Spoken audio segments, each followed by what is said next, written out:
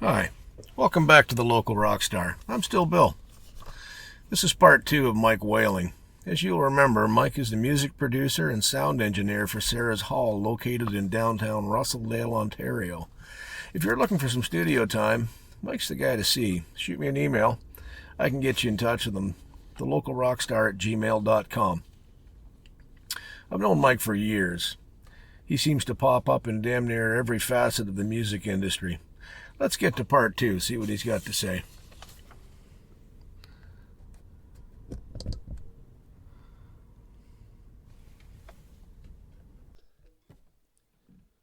And we're back. Oh, we are so. So in the break, so you wanted to hear some stories. Yes. So start with a good one. Okay, so like a positive. Great place to start. I'm a huge Boston fan, like not the city but the band. Okay. Yeah. And we were playing a show. We stayed in Winnipeg, so we'd flown to Winnipeg. Stayed right at whatever hotel it is. It's right at the airport, which sucks because the Winnipeg airport is not in Winnipeg. It's on the outside, so there's nothing. Yeah. The food options were the lobby bar or the 7-Eleven or whatever you can find in the airport. So anyway, but then the That's next some gourmet shit right oh there. yeah, but then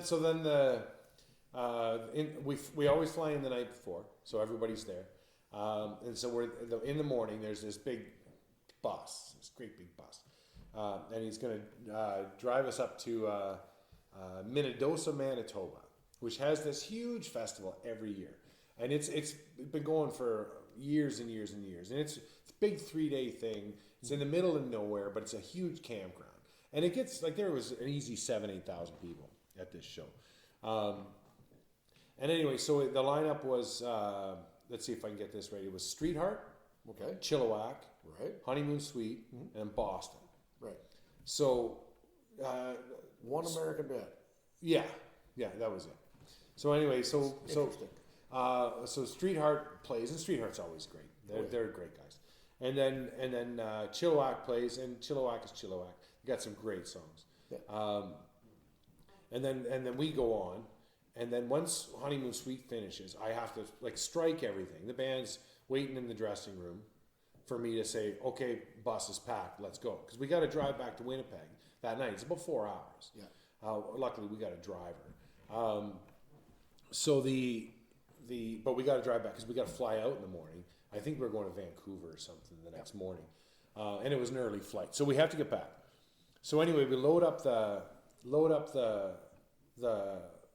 bus, and I'm packing all the gear, and I just strike everything off the stage and just make a pile backstage so Boston can get set up and ready to go, because these are tight timelines. A 30-minute switchover. Yeah. So I get everything out of the way, and I'm packing up everything, and then I have to run up to the dressing room, and I get all the food, all the booze, everything out of the dressing room, and I put it all on the bus, because that's for us on the drive back. And then come back, and I finish packing, and I get the bus loaded, and Johnny comes walking out, and he's like, okay, oh, all right, bud. So he's like, let's go, bus is loaded, and it's the only time I've ever said no to him. I said, no. I said, I'm not leaving until I hear Amanda. And he kind of looks at me and says, yeah, okay, well, that's fair. Yeah, that's fair. And I knew it was coming up in the set list because I got to see the set list, right? Yeah. So then I get to go out and stand with the Boston's guitar tech, like that's one step better than side stage, right? Perfect unobstructed view. See whatever. Just stay out of the guy's way, right? Yeah. But I got to hear Smoking. I got to hear Rock and Roll Band. Then I heard Amanda, and then I walked onto the bus with the biggest shit-eating grin you've ever seen. I'm like, we can leave now. Yeah. Right? And away we go. Yeah. There's so many. Yeah. There's so many stories. Well, Right? let her at her. Don't be scared. New Year's Eve. This past year was insane. So we flew into Vancouver Airport. Yeah. We were coming in from Medicine Hat. We flew into Vancouver. Some guy had hired us for his New Year's Eve party in his basement. Okay. Right? So I think it's a big band in your basement. And so we come walking out, and we're waiting for all the luggage and the gear to come off the cart.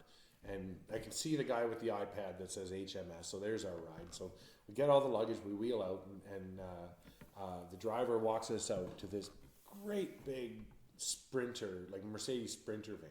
Yep. cargo area in the back, open it up, full decked out limo, the whole bit. Like this is kick ass. So it's about an hour ride back.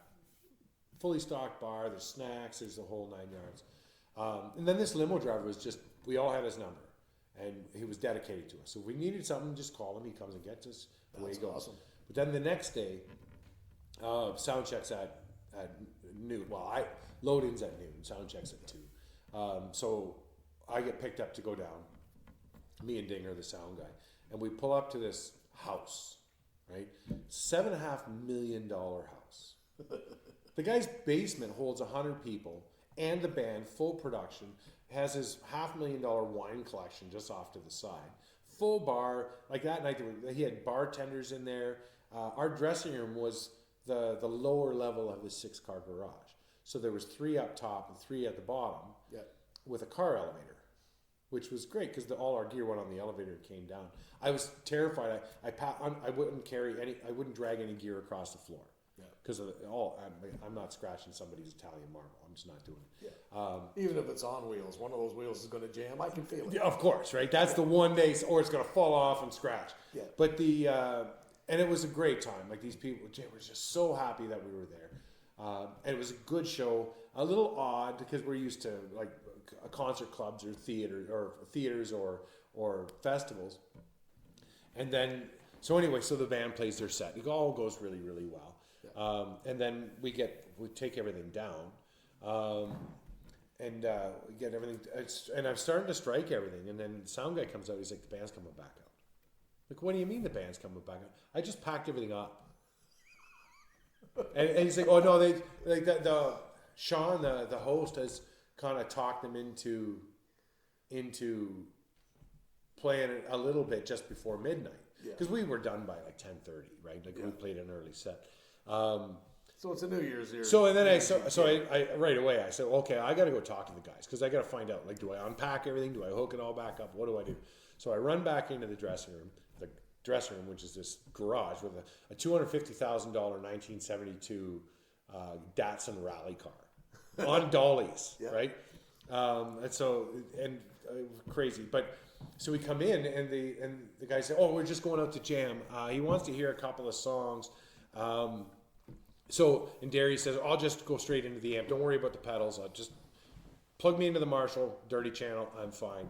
And then they're talking away and they said, "Oh, they want to hear Superstition, Stevie Wonder." And Johnny's like, "I don't know the words to that song." And Peter, the keyboard player, pipes up, "Well, Mike does." So Johnny's like, "Oh, you want to sing a tune?" "Oh, okay." So I got to go out and with the whole band and sing this tune, and of course, like they crushed the tune, right? Yeah. But it was funny. They are professionals. They are professionals. Yeah. But I've been on the road with them for a number of years now, and I know them all quite well. And I played the guitar before, but nobody's ever heard me sing. So Johnny had to be front row, right? And had the this intimidation factor alone makes it worthwhile. That's right. But he had this silly grin because so after, like, we're in the limo on the way back. He's like, "Okay, let's just get the elephant out of the room." He's like, "Good job. Had no idea you could do that." He said, "But next time, no drink in your hand. You're not freaking Sinatra." I am too. I am too. But like those are the fun ones, right? Mm-hmm. But we had a show in Key West last year. It was a killer lineup. It was Helix, Honeymoon Suite, Steven Adler from Guns N' Roses. Okay, yeah. And then Loverboy. Right? Right. So killer lineup. Yeah. Not real fussy on the opener, but the rest of it, right? And we've done a couple shows with Helix, and I don't mean to trash talk, but in this show, so we did you always sound check in reverse. Yeah. So Loverboy sound checks, then Steven Adler sound checks, then we sound check, and then Helix sound checks, and then from that point, Helix stays set up. So when they play, they strike, and then Brian had brought his neighbor to play guitar tech, and his neighbor had never been on a stage before, let alone play guitar tech. Yeah, I don't know Brian Vollmer personally. No, I've never heard anything good about the man. I keep just hearing the term asshat. Yeah. There is that. But anyway. Yeah. Sorry, I digress. Yeah. So anyway, this is going, and So, and this Brian's buddy, I have, like, even during sound check, I have to keep kicking him off the stage. Yeah. Like, look, oh, well, I'm just getting ready. That's fine, but this is our time. I need you to stay off the stage and out of the way of the guys until they're done, and then you get the whole stage. Yeah. But while I'm setting up, like, things are going missing, and I see this guy walking around. Well, I just found it laying on the stage. Well, you didn't, like, it wasn't on the stage. It was on that case. Well, yeah. Well, that's my case. That's my tools. I need them. Yeah. So anyway, this goes on. I make the mistake of not babysitting when we're done. So I go back to the compound where all the trailers are, and that's all fine and good. And Helix does their sound check. So then Helix goes out and plays. And by this point, Brian's buddy's hammered, right? Perfect. So when I come out, and now this was a 25-minute switch over. Yeah. Okay, so a little tighter than normal. So I go running out, and I have an order. So the keyboards just go out, hit a note. They should just work because we left them set up. So okay, keyboards are fine. I go over to Gary, the bass player's rig, and I got nothing. Nothing's working. I got no power. I got nothing. I go looking in behind, and Gary has this power bar that is labeled Gary Honeymoon Suite, and everything is taped to it. Yeah. Gaffer taped to this pedal bar. Well, Brian's buddy needed power, so he untaped everything off of Gary's pedal board and plugged it in all his stuff. Now on these stages, you just ask the stage manager for a quad drop, and he'll run you clean power to wherever you need. And they put a piece of colored tape on it, so they know that that's Helix. So when that set is done, the stage manager strikes anything with green tape, just gets rid of it. Yeah. Which is nice and slick and easy. So this is fun. So out of my 25 minutes, I lose 8 dealing with Gary's rig, because of course this is the day that the power supply for Gary's preamp died. Yeah. So I scramble, I get some 9-volt batteries, I get it up and running. So now I have 12 minutes to set up the 2 guitars. Yeah. I get them running. That's still 6 minutes of guitar. You're It doing is. good. I should be. Doing Yeah. good. I get it, and I like scrambling. I'm Yeah. sweating, and like I actually, when the guys started playing, I was starting to tape things down to the stage, which normally is done, but I didn't have time, right? Yeah. So anyway, and then so first song halfway through, Johnny looks at me, not a happy look on his face, wants to know why the hell isn't my right speaker working? Because he runs his amp and stereo. He's got one 412 on one side of the rides or the other. Yeah. So, and I go running out to see when he says that cab isn't working, that amp's down. And I go looking out, and the cable has fallen out because they weren't supposed to use our cabs, but they did. And the guy, in his drunken stupor, didn't click it in all the way. Yeah. He wasn't supposed to touch it. So when I played it, I heard noise, but by the end of the intro of the first song, the cable had rattled out of the back and fallen on the floor. Speakers vibrate a little. Yeah. Yeah. So needless to say, I was just beyond myself angry. Yeah. Just fit to be tied. Yeah. And by the time when we're done and I strike everything and get out of Steven Adler's way and I'm packing up gear, and by the time I got back, like Brian's buddy had gotten so drunk and made an ass of himself backstage that he got removed. So I didn't even get to fill him in. Yeah. And I was, so needless to say, like, there's wins and losses. Yeah, you kind of want to hope you run into him in a couple weeks at a different gig. Well, but that's the funny thing. We got one coming up, and I have to run a joke. I owe a few kicks in the nuts Yeah. here. Yeah. We're going to Chicago. Sounds like he's a heavy drinker. Push him over and kick the shit. Well, out of him. he lived in Florida, so it was just a matter of getting in his car. I won't see this guy in particular. Yeah. Normally, Helix just does everything themselves, and I mean, but by all accounts, like actually the guitar player and the bass player, or the 2 guitar players, the bass player are actually really nice guys. They are what they are. Brian's Brian. The drummer, unfortunately, he passed away earlier this year. Yeah, okay. I didn't know that. Yeah, no, that was just recent. But they were decent guys. Like they were. It's just Brian's a funny dude, right? Yeah. I had one of his students. Yeah. He teaches bel canto. Don't know what that is, but It's I had upper one of style. his students turn up at an open jam with our band, and she was good. Yeah. Like, she could sing. I mean, she had zero interest in the music we played. We had zero interest in the music that she played. Yeah. But she was good, and she can sing. Oh, sure. She's got some pipes. Yeah. Yeah, but Yeah. It never went anywhere because our musical styles were just No, well, night and day Different. different, sure. Yeah. But again, that's what we were talking about earlier. Like you still sit down, like it still expands expands your mind a little bit. yeah. Um, And you have fun with it, but regardless. that's it. Like when it comes time to a show, whether it be a big show in the middle of, right, Yeah. in a big city with thousands of people, or it's a party about when it's time to put a show on. It's time to put a show on. Most of the night, she stood literally between her microphone Yeah. and the monitor Yeah. to keep the feedback down. Yeah. Okay. She did a great job of it. Yeah. Yeah, that's right. But again, it makes for a different show. So the party, like you're playing somebody's party, but it's different than it was last time. It's different than next time. And again, just because if it's not your cup of tea, doesn't make it bad. It just means it's probably not going to be a regular It occurrence. certainly wasn't bad. Yeah. It's just it wasn't going to mesh on a longer term. No. Because we were just Too oil far and water. apart. Oil and water. Yeah, of course, It just right? wasn't going to work. And that happens. But again, too, I've said a million times, you learn more. Like if you play a gig and everything goes perfect, you haven't learned anything. Yeah. When everything goes sideways, you just got a college education in about half an hour, 45 Exactly. minutes. And the reality of it is, everything in your life that's worthwhile, Yep. you walk away from going, I fucking survived that. Yeah. And if you don't walk away going, holy fuck, I survived that, it wasn't an experience that really is memorable. No, right? The amount of times I've stood on stages and thought, I have no business being here. How the hell did this happen? Yeah. But I'm here now. Yeah.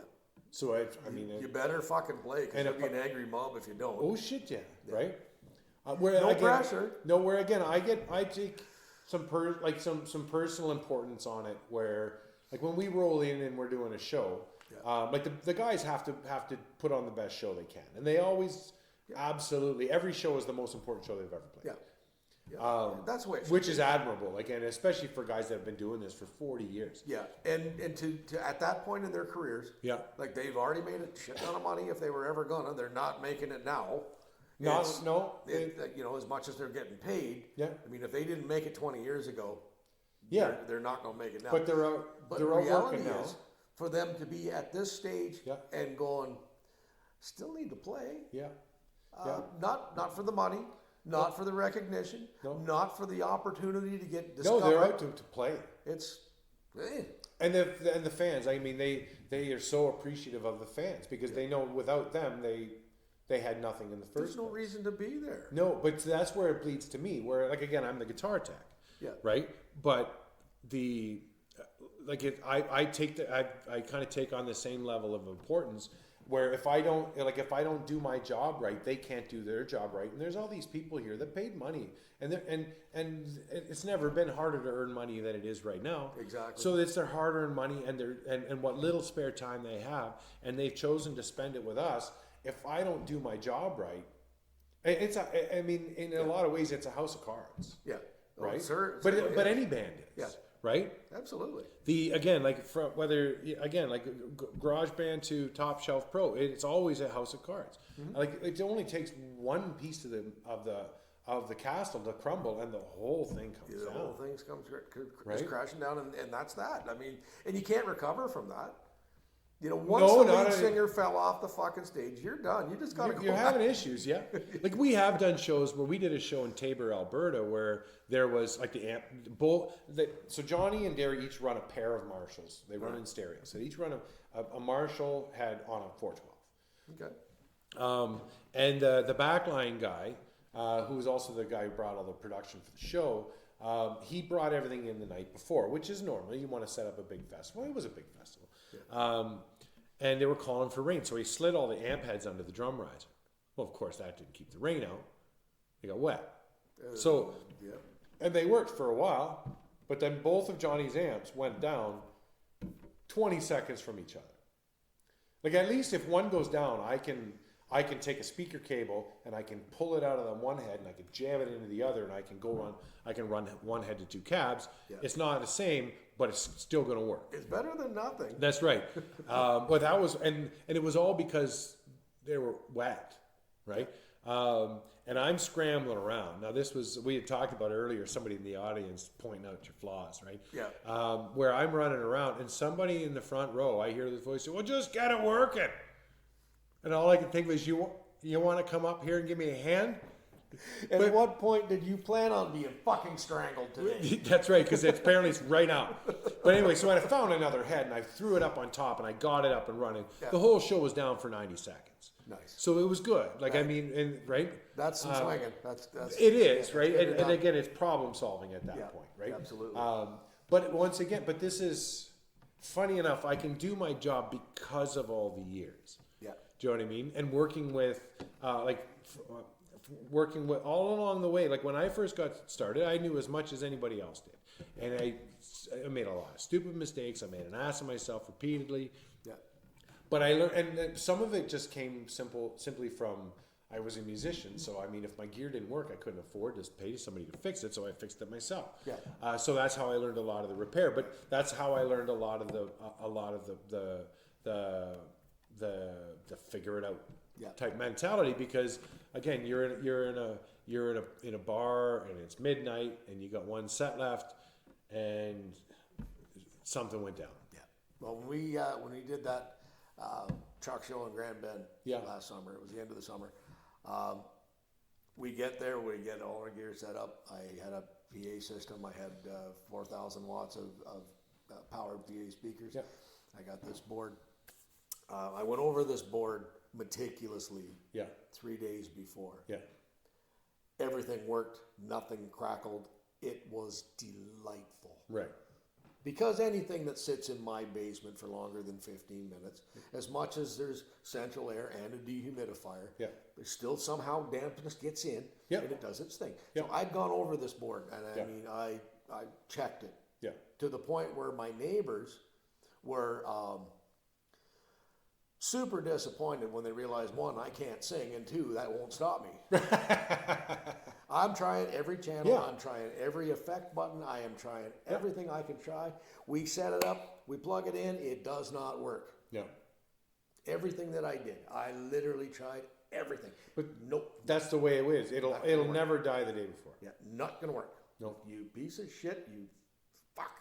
So I brought my small board. Yeah. So that I could mic my drums. Yeah. The idea was that I'd put 5 mics into the small board, run the small board to the big board, Yeah. everybody happy, happy, happy. Yeah.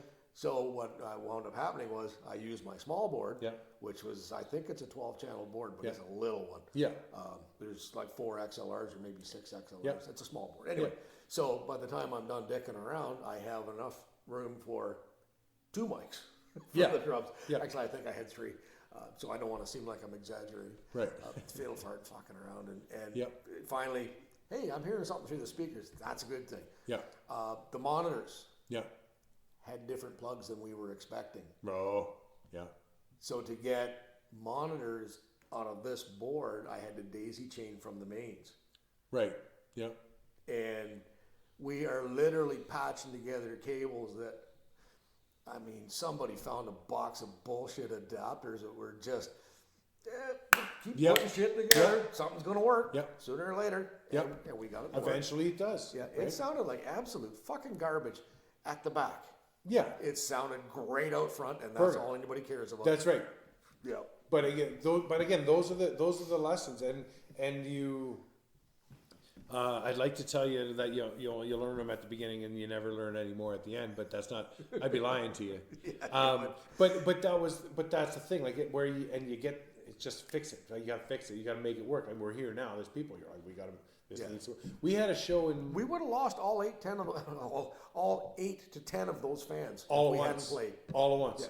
Boom. Our Yeah. career over. Yeah, we had a show in Moncton at the casino, and it was Honeymoon Sweet and Trooper, and sound check went great.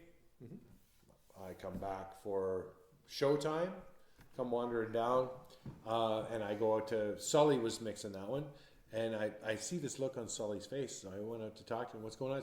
Board died. What's that? Board died. The big digital console, the big Digico. Yeah. Which is a high-end board, right? Yeah. That died.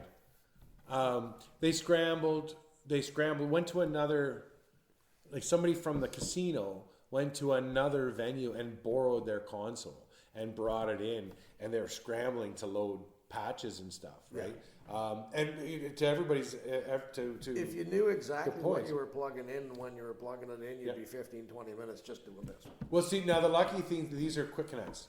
So Okay. the snake head comes in and it's one big connector Oh, well, with okay. all those pins. Child's But then you play. got to load in you've got to load it all in, right? And you got, so that way, because without it, like, I mean, these new digitals are a little better because after sound check, you stick a thumb drive in and you save it. Yep. So when you pull it, so the next guy can do whatever he wants. You walk in, go boom, load, everything comes right up the way it's supposed to, right? Awesome. But I mean, but considering like they actually had to go to another location, get it, bring it back, and I think we went on 5 minutes late, which was good, right? So I mean, these things happen, Yeah. right? A little too often. Unfortunately, yes. Unfortunately, that happens. But again, this is where we learn, right? Yeah. But funny enough, there's a sense of achievement after. Yeah. When the show's done, you're packing her down, and you can look at your buddy in the eye and say, "I can't believe that And nobody died. we pulled that out of our ass somehow." I did not know your ass was that big Yeah. because we pulled an entire show out of it. Yep. But it's moments like that. That's why you do it. Yeah. Right? Like again, when you jam with your buddies at home, everything always works, and shit doesn't break at home. Not always. But usually, yes. Yeah, That's the plan. That's why you leave the gear there. That's right. So There's nothing to fuck up. you walk in, it's left from last time. Yep. When I was jamming in here all the time with some friends from Stratford, when we would jam a fair bit, and the studio wasn't particularly busy, so most of the time I left everything set up. If I had a session, I pushed it all off to the side, and I'd set it up before the next jam. But for the most part, just like this sitting here, like unless I need the space, it just makes life easy that it's ready to go. So when we're done here, I'm going to need you to give me a hand to pack those drums up and put them in my car. That'd be great. That's right. Yeah, that's right. Okay, I'll just run interference on Romano. It'll be just fine. Yeah, the guy that owns them, you don't need to tell him who I am. No, but he already knows who I am. And this is what I'm hoping for. That's right. So the buck stops here. I see what you're doing. There you go. Yeah. Yeah. I'm not afraid to use a human shield. No, that's true. That's why I had kids in the beginning. That's right. Yeah. Yeah. But then they get bigger than you. Yeah. That's the problem. Yeah, they did. Oh yeah, you're telling me. I think they're big like their dad. I never met him. But I don't know, but the milkman was 6'6". exactly. But no, I would say again, whatever level of music you're playing, it's all wonderful. What did I say earlier when we weren't recording?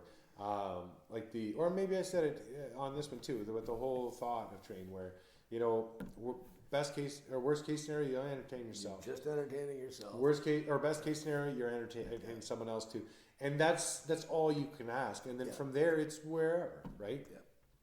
And I don't think it's more, I don't think when bands come into the studio, I don't take somebody more seriously than somebody else because I think they have more achievements or they're higher up the ladder, right? Actually, quite the opposite. I think when I get to work with the pros, I learn a lot because I have excellent, these guys know more than I do. Yeah. Obviously, they've done this, and that's where I think the music community should be more like this, where when the young guys come in here to record or do whatever, I try to, without being condescending, but I'll try to teach them something. Yeah. So they walk away with a better Not only experience. do they get a first-class recording of their efforts, Yeah. but they walk out with a little extra knowledge as well. Right, And even if it's just the understanding of what went in to make that recording what it is. well, that's it, and I try to shed light on even just the way they play their instruments, right? Yeah.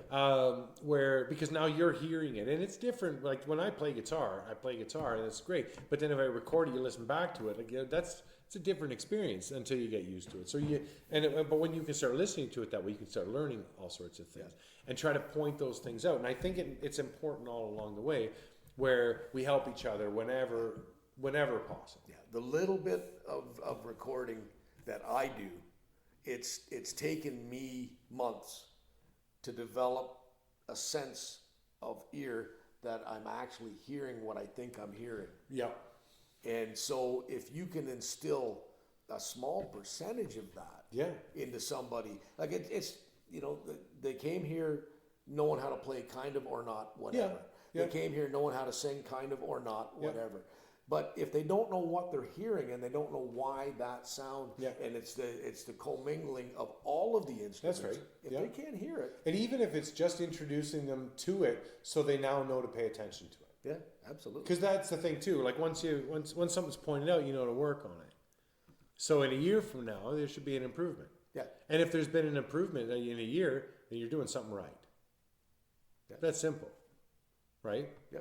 And I mean again, like I think with it's important to be supportive no matter what. You know, again, like the jams you guys have at Alvin's place, brilliant.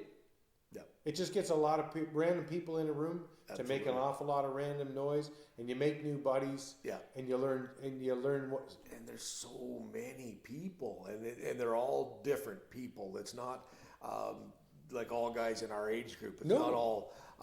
There's one guy that shows up. He's a metal guy through and through, and you can tell by looking at him he's a metal guy. Yeah. And fantastic musician. But it doesn't seem to matter what he plays. He plays guitar or bass. He doesn't care.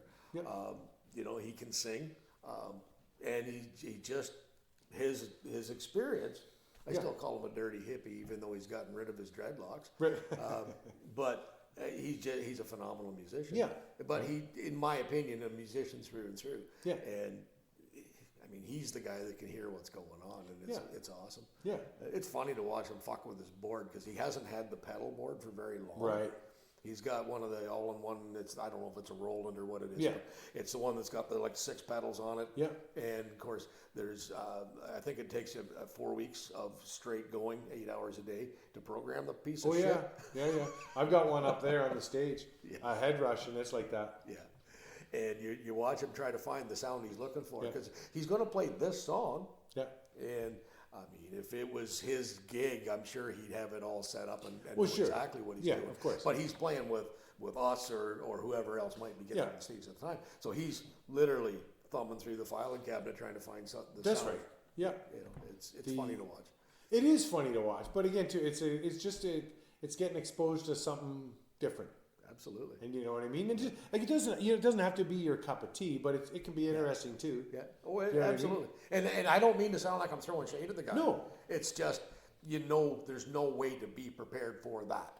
Not with a piece of gear like that, no. No, because, I mean, in a jam night like that, somebody's going to say, hey, play, all right. Freebird. Fuck it, let's do that. Yeah. Right, and it's got to be a quick switch, yeah. Where sure, like those things are like if you're playing your own gig, your own band, you can set them right up and it's boom, boom, boom, boom, boom. Yeah. But if you got to start, if it's just random, you know what's coming next. If you're doing a set list, I mean that's even better. Yeah, because you put them in order. Yeah. Yeah. In a perfect world. In a perfect world. For those of us that could count. Yeah. Yeah.